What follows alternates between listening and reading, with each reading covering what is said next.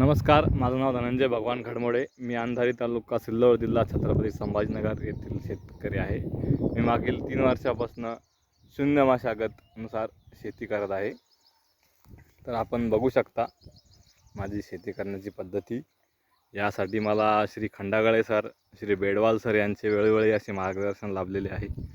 तर आपण इथे बघू शकता, हे मागील वर्षीचे मक्याचे खोड,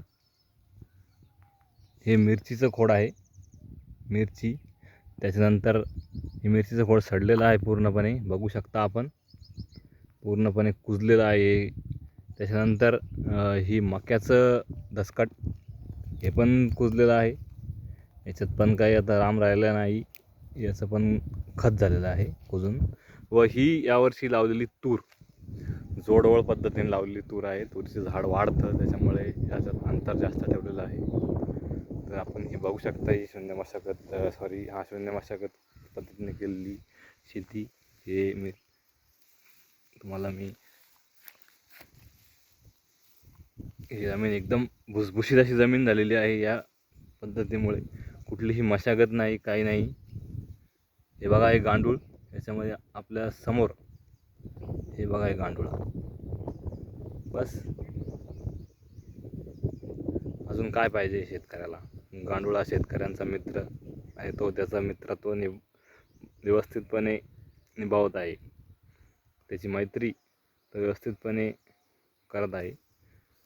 अशाच प्रकारे ही जमीन अशी पूर्णपणे भुसभुशीत झालेली आहे. कुठेही हात टाका तुम्ही,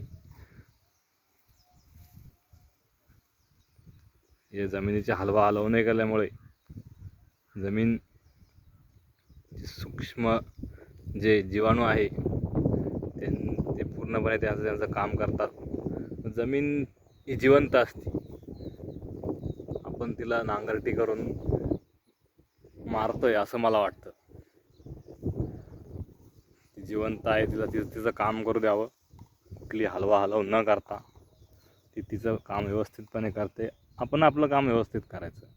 हे बघा, लावली तूर, आपण असं सगळीकडे बघू शकतो. कुठलीही मशागत नाही, काही नाही, काहीच नाही. हा जमिनीत पडलेला कचरा, काडी कचरा तसाच कुजवण्यात आलेला आहे.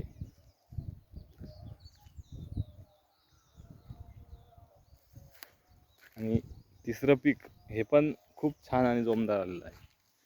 तूर बघू शकता, घसकट सगळंच.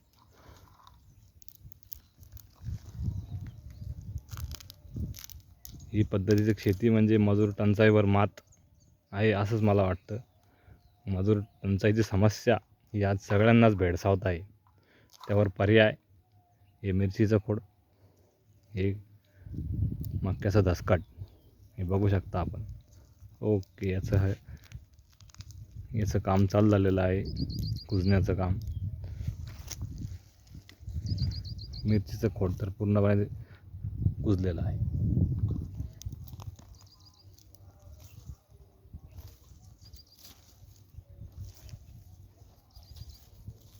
धन्यवाद.